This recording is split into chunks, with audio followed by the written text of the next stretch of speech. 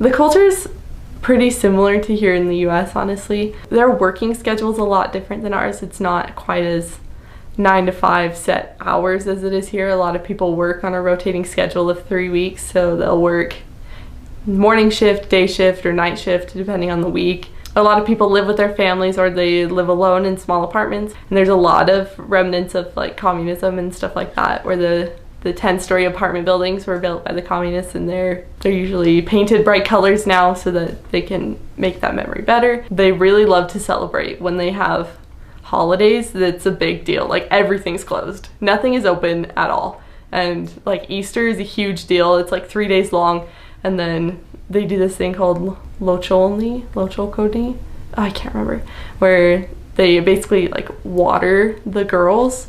And so it's like every year the boys will read a poem to the girls and then sprinkle them with water or perfume or squirt them with a lot of water, and then the girl has to give them a hand-painted red egg in return, almost as a thank you. And they do it, it's almost like trick-or-treating in the US, and so, but they love celebrating, and so they'll do a lot of fireworks, family get-togethers, they do a lot of big family meals. Christmas is like 3 days long too. They celebrate Christmas Eve and then Christmas, and then the day after Christmas is still a holiday, and it's like each day they see more and more family and friends. I really enjoyed being there for the holidays and going to Christmas markets and stuff like that a lot. I think some of the differences between living in the US versus living in Hungary is just the people are a lot different.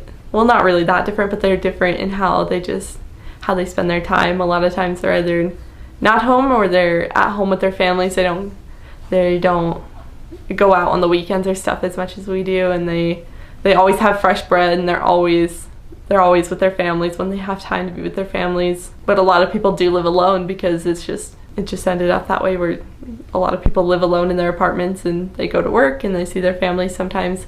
Whereas I feel like a lot of people here in the US spend a lot of time with lots of friends or whatever, but it's pretty common to just live with your family or live with roommates instead of living on your own. Their transportation depends on where you're at. If you're out in like one of the little villages, then it's pretty much bikes or cars. But if you're in the cities, then there's definitely public transportation. We took, I think in all of the cities I lived in, we always took the bus because it was the fastest way to get anywhere.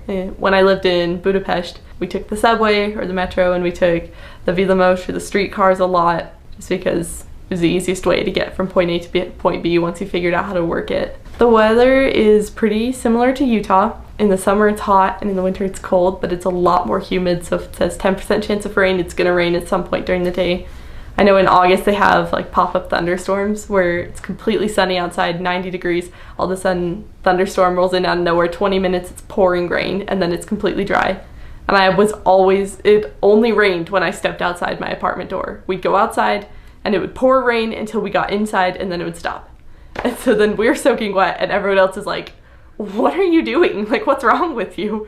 Why are you so wet? Because it would just randomly pop up and rain in the middle of a 90-degree day. So it's pretty much like Utah weather, but with humidity.